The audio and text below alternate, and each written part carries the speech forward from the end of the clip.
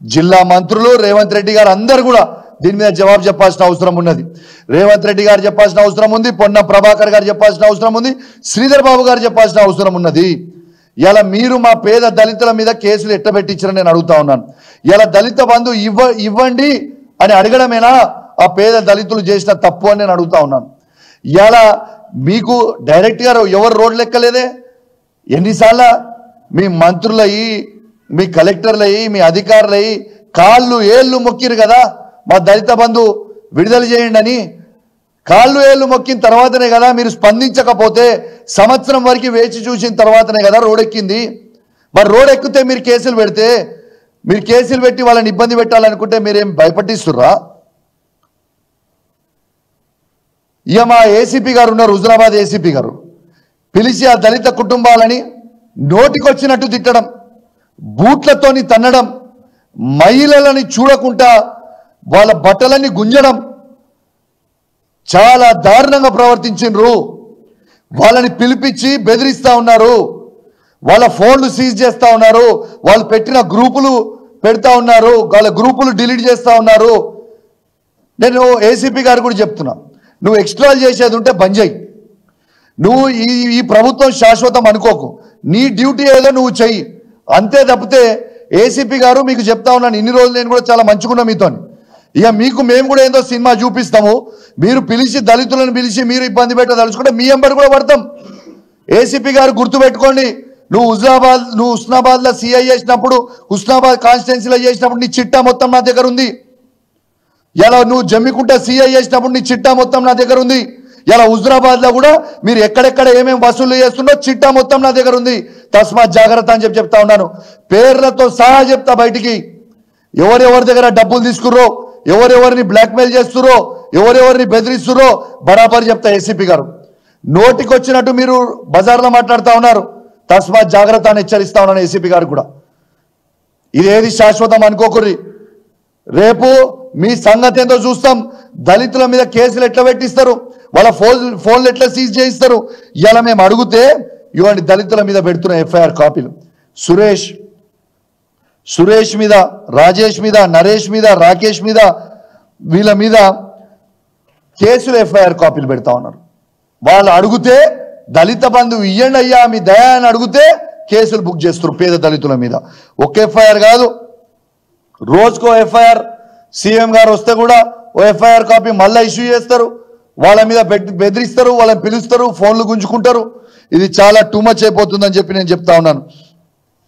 మా మిత్రుడు మొన్న రాకేష్ గారు, ఎస్ మా దళిత బంధు ఇస్తలేరు, మా దళిత బంధు ఇయ్యనందుకు కాంగ్రెస్ పార్టీలో ఉన్న ఏ నాయకుడు వచ్చినా కూడా అడ్డుకోండి అని రాకేష్ గారు స్టేట్మెంట్ ఇస్తే, ఇవ్వండి రాకేష్ గారి మీద కేసు పెట్టి, ఎఫ్ఐఆర్ కేసు పెట్టి, ఆయన ఫోన్ గుంజుకొని ఆయనని టార్చర్ పెట్టి, ఆయనని కొట్టి, ఇలా విపరీతంగా కొట్టి, ఇలా తీసుకొచ్చి మళ్ళీ నువ్వు బయటికి పోయి చెప్తే బిడ్డ మళ్ళీ మీ ఇంటోళ్ళని కూడా తీసుకొచ్చి తొక్కుతాం, నిన్ను కూడా మళ్ళీ తీసుకొచ్చి తొక్కుతామని బెదిరించారు. ఇదానే వీళ్ళు చేసే పద్ధతి. ఏం మీ బెదిరింపులకి, మీ తుపాకీ తూటలకి భయపడేటోళ్ళ మీద కాదు. మీరు పోలీసు వాళ్ళని అడ్డం పెట్టుకొని ఉద్యమాన్ని అంచేస్తాం అనుకుంటే మీ కళ. నేను ఖచ్చితంగా దీని మీద చాలా సీరియస్గా ఉండబోతా ఉంది. మేము రేపు ఎస్సీ కమిషన్కి పోతాం, స్టేట్ ఎస్సీ కమిషన్ దగ్గరకు పోయినాక ఢిల్లీ ఎస్సీ కమిషన్ కూడా పోతాం, సెంట్రల్ ఎస్సీ కమిషన్ కూడా పోతాం, మా మహిళలందరినీ కూడా తీసుకొని వస్తాం. మీరు ఎట్లా ఆపుతారో చూస్తాం, ఆపురిగా మీ దమ్ముంటే చూస్తాం, ఎట్లా ఆపుతారో చూస్తా. ఇన్ని రోజులు ఆగినా ఓపిక పట్టినా పిలిచి బెదిరియడం ఏంది మీరు బెదిరిస్తే ఏంది, మీతో అయ్యేది ఏంది? కేసులు పెట్టుకో, కేసులు ఎన్ని పెడతావు పెట్టు. మళ్ళా మేము అధికారంకి వచ్చినాక చెప్తున్నా, హెచ్చరిస్తా ఉన్నా, బిడ్డ మిత్తితో సహా వసూలు చేస్తాం, ఎవరిని కూడా ఇచ్చిపెట్టాం. ఇలా చేస్తున్న అధికారులు ఎక్స్ట్రా ఉన్నోళ్ళందరికీ మీరు అనుకుంటారు కావచ్చు ఇది కామన్ అని, బిడ్డ కౌశిక్ రెడ్డితో గోక్కుంటారు, తస్మాత్ జాగ్రత్త అని చెప్పి హెచ్చరిస్తా ఉన్నాను. మా దళిత బిడ్డల్ని, నా హుజురాబాద్ నియోజకవర్గంలో ఉన్న దళిత బిడ్డల్ని పిలిపించి బెదిరిస్తారు, కొడతారు, బూట్లతో తంతారు. ఏమనుకుంటారు మీరు మిత్తి ఎందుకు మీరుతురు? మీరేం కాంగ్రెస్ పార్టీ కండువ కప్పుకొని పనిచేస్తలేరు, గుర్తుపెట్టుకోండి. మీరు పని కాంగ్రెస్ పార్టీ జీతం ఇస్తలేదు మీకు, ప్రభుత్వం జీతం ఇస్తుంది, ప్రజల పైసలు జీతం వస్తున్నాయి, ప్రజల దగ్గర నుంచి ప్రజలు ట్యాక్సులు కడితే మీకు జీతాలు వస్తున్నాయి. నోటికి వచ్చినట్టు మాట్లాడడం, హుజరాబాద్ చౌరస్తాల నోటికి వచ్చినట్టు మాట్లాడడం, జమ్మికుంట చౌరస్తాల నోటికి వచ్చి మాట్లాడుతున్నాం. ప్రతి పోలీస్ ఆఫీసర్కి చెప్తా ఉన్నాను, మీ డేటా మొత్తం తీసిన నేను నా హుజరాబాద్ నియోజకవర్గంలో ఉన్న ప్రతి పోలీస్ ఆఫీసర్కి చెప్తా ఉన్నాను, మీరు ఏమనుకున్నా మంచిదే, మీ ప్రతి డేటా మీరు ఎవరి దగ్గర పైసలు వసూలు చేసిరో నేను చాలా త్వరలోనే మీ అందరి మీద కూడా ప్రెస్ మీట్ పెట్టబోతా ఉన్నాను. మీరు రాసి పెట్టుకోరు, ఎవరెవరి దగ్గర పైసలు తీసుకుర్రో, ఎవరెవరి దగ్గర డెలివరీలు ఎక్కడెక్కడ చేపిస్తుర్రో, ఏ పెట్రోల్ పంప్లో చేయిస్తుర్రో, ఏ కిరాణా షాప్లలో చేయిస్తుర్రో, ఎవరెవరికి చేయిస్తుర్రో డైసలు తీసుకునే అన్ని కూడా ప్రెస్ మీట్ పెట్టి చెప్తా. మీరు బెదిరించుడు కాదు, నోటు దగ్గర పెట్టుకోండి, ఒళ్ళు దగ్గర పెట్టుకోండి. మీరు ఇష్టం ఉన్నట్టు చేసి కేసులు పెడితే భయపడేటోడు ఎవరు లేడు అని కూడా నేను ప్రత్యేకంగా మా హుజరాబాద్ నియోజకవర్గంలో ఉన్న ఏసీపీ గారిని మాత్రం హెచ్చరిస్తా ఉన్నాను, ఇతర పోలీస్ ఆఫీసర్లను కూడా హెచ్చరిస్తా ఉన్నాను, తస్మాత్ జాగ్రత్త అని చెప్తా ఉన్నాను. దీంతో పాటు నెక్స్ట్ టైం మీరు ఒక్క మా దళితుని కూడా నెక్స్ట్ టైం అన్యాయంగా పోలీస్ స్టేషన్కి పిలిచి కొట్టడం కానీ పిలిస్తే కానీ హుజరాబాద్ నియోజకవర్గంలో ఉన్న ప్రతి దళిత కుటుంబానికి నేను చెప్తా ఉన్నాను, మిమ్మల్ని అన్యాయంగా పోలీసు వాళ్ళు పిలిస్తే మీరు నాకు ఒక్క ఫోన్ కాల్ ఇవ్వండి.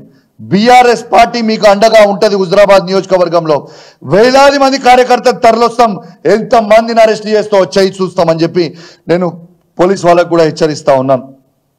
ఇలా కావాల్సింది ఇలా నేను ఒక్కటే అడుగుతున్నా రేవంత్ రెడ్డి గారిని, రేవంత్ రెడ్డి గారు మీరు చెప్పండి, కావాల్సింది తెలంగాణలో మార్పు కదా, దళిత కుటుంబాలలో వెలుగు నింపాల్సింది కదా. ఇలా కేసీఆర్ గారు ఇచ్చిన 10 లక్షల రూపాయలతోని ఇలా దళిత కుటుంబాల జీవితాలలో వెలుగు నింపే కార్యక్రమం కేసీఆర్ గారు చేస్తే మీరు ఏం చేస్తుర్రు? ఇచ్చిన 2 లక్షల మందికి కూడా అకౌంట్లు ఫ్రీజ్ చేయమని చెప్పడం మీకు న్యాయమేనా అని నేను అడుగుతా ఉన్నాను రేవంత్ రెడ్డి గారిని. నేను యావత్ తెలంగాణలో ఉన్న దళిత వర్గాలను అడుగుతా ఉన్నాను, దళిత సంఘాలను అడుగుతా ఉన్నాను, మీరు ఎందుకు సప్పుడు చేయక ఊకుంటా ఉన్నారు? హుజరాబాద్లో ఇవాళ దళిత కుటుంబాల మీద, మీ అన్న దమ్ముల మీద, అక్క చెల్లెల మీద కేసులు పెడతా ఉంటే రాష్ట్ర వ్యాప్తంగా దళిత సంఘాలు ఎందుకు స్పందిస్తలేవని అడుగుతా ఉన్నాను. ఖచ్చితంగా 33 జిల్లాలలో ప్రతి దళిత సంఘం ఖచ్చితంగా స్పందించాలి దీని మీద. ఇలా కేసీఆర్ గారు ఇస్తా అన్న 10 లక్షలు దళిత బంధు 10 లక్షల రూపాయలది, కాంగ్రెస్ పార్టీ 12 లక్షల రూపాయలు దళిత బంధు ఇస్తా అన్నారు, ఎందుకు ఇయ్యరు అనేది ఇలా 33 జిల్లాలలో ఖచ్చితంగా స్పందించాలి, ప్రతి దళిత సంఘం స్పందించాలని నేను రిక్వెస్ట్ చేస్తా ఉన్నాను. ఇలా హుజరాబాద్లో కేసులు కావచ్చు, రేపు మీ అందరి మీద కూడా అవుతాయి. రాష్ట్ర వ్యాప్తంగా నేను దయచేసి దండం పెట్టి చెప్తా ఉన్నాను, ప్రతి దళిత సంఘానికి, ప్రతి దళితునికి దండం పెట్టి చెప్తా ఉన్నాను, ఇలా కేసీఆర్ గారు ఇస్తా అన్న 10 లక్షల రూపాయలు ఎందుకు ఫ్రీజ్ చేసిండ్రు? మీకు ఆర్డర్ కాపీ మళ్ళొక్కసారి చూపిస్తా, మీకు కావాలంటే ఆ ఆర్డర్ కాపీ ఒక్కసారి జీతం ఆర్డర్ కాపీని మళ్ళొక్కసారి మీకు చూపిస్తా. ఇలా కేసీఆర్ గారు మళ్ళొక్కసారి తెలంగాణ ఉమ్మడి 10 జిల్లాలలో, కొత్త 33 జిల్లాలలో ప్రతి దళితుని ఆలోచించమని కోరుతా ఉన్నాను. కేసీఆర్ గారు 10 లక్షల రూపాయల దళిత బంధు మీకు ఇస్తే ఆ అకౌంట్లు ఫ్రీజ్ చేయమని చెప్పి ఇలా రేవంత్ రెడ్డి గారి ప్రభుత్వం మీరు ఫ్రీజ్ చేయమని చెప్పి ఇలా ఎస్సీ కార్పొరేషన్ ఎండి కరుణాకర్ గారితో 33 జిల్లాలకు ఆర్డర్ ఇప్పించిండ్రు. దీన్ని మీరు ప్రశ్నించాలా వద్దా ఒక్కసారి మీరు ఆలోచన చేయండి. ఇలా కేసీఆర్ గారు ఇస్తున్న 10 లక్షలు కాకుండా 12 లక్షలు కూడా ఎందుకు ఇస్తలేదు దళిత బంధు అనేది ప్రశ్నించాల్సిన సమయం తోడైంది. ఇది ఖచ్చితంగా మీరు అందరు కూడా ప్రశ్నించాల్సిన అవసరం ఉన్నదని ఇలా ప్రతి దళితుని నేను అడుగుతా ఉన్నాను. ఇలా ఒక్కసారి ఆలోచన చేయండి, ఒక్కసారి మీరు ఆలోచన చేయండి. ప్రకాష్ అంబేద్కర్ గారు చేయండి. మీరు ఒక్కసారి కేసీఆర్ గారు వాళ్ళ డిఫరెన్స్ చూడండి, మీరు డిఫరెన్స్ చూడండి. ఇది చూడొచ్చు, కేసీఆర్ గారి ప్రభుత్వంలో దళిత కుటుంబాలలో వెలుగు నింపిన ఫోటో, రేవంత్ రెడ్డి గారి ప్రభుత్వంలో దళితులకి మొత్తం చీకటి రోజులు నింపిన ఇవి అనేది మీరు గుర్తుపెట్టుకోవాలి. ఇలా ఇది చూడండి, సీజ్ చేసింది, ఎఫ్ఐఆర్ కాపీలు పెట్టి కేసులు పెట్టడం, మీరు ఒక్కసారి చూడండి ఇవన్నీ. అంటే ఎంత అరాచకం చేస్తూ ఉన్నారు. ఇవాళ బిడ్డ రేపు మీరు అనుకుంటున్నారేమో నేనే చూస్తున్నా, నేనే డైరెక్ట్ ఫీల్డ్లో తిరుగుతా, రేపు కాంగ్రెస్ పార్టీ వాళ్ళు ఎవరు మా హుజరాబాద్ నియోజకవర్గంలో కానీ మొత్తం ఎట్లా తిరుగుతారో తిరుగురి, ఇక మీకు ఉంటుంది ఇప్పటి నుంచి, ఇక మీతోని మీరా మేమా చూసుకుంటామని చెప్పి సందర్భంగా తెలియజేస్తా ఉన్నాను. ఖచ్చితంగా ఇవాళ మీడియా ద్వారా చెప్తున్నాం, ఖచ్చితంగా ఈ ప్రభుత్వం మీద ఫిర్యాదు చేస్తాం. రేపు స్థానికంగా ఉన్న ఏసీపీ గారి మీద, సిఐల మీద ఖచ్చితంగా ఎస్సీ కమిషన్కి ఫిర్యాదు చేస్తాం. ఇవాళ ఖచ్చితంగా రేపు మా నాయకుడు కేసీఆర్ గారితో, కేటీఆర్ గారితో, హరీష్ రావు గారితో డిస్కషన్ చేస్తాం. డిస్కషన్ చేసి దీని మీద కార్యాచరణ కూడా ప్రకటిస్తాం. ప్రతి జిల్లాలో ఉద్యమిస్తాం. ఎక్కడ కూడా ఎక్కడికక్కడికి కాంగ్రెస్ పార్టీలని అడ్డుకునే రోజులు వస్తాయి. దళితులకి ఖచ్చితంగా మేము అండగా ఉంటాం. మా హుజరాబాద్, ప్రత్యేకంగా మా హుజరాబాద్ నియోజకవర్గంలో ఉన్న అన్న తమ్ముళ్ళు, అక్క చెల్లెలు, తాతలు, అవ్వలకి నేను హామీ ఇస్తా ఉన్నాను. నా ప్రాణం వేనా మంచిదే, మీరు ఎవ్వరు అధైర్యపడకండి. మీ మీద కేసు పెట్టినా నేను పోరాడతా, మీకోసం ముందులుండి మీకు అడ్వకేట్ నేనే పెడతా, పోరాడతా నేను. మీరు ఎవరు అధైర్యపడాల్సిన అవసరం లేదు.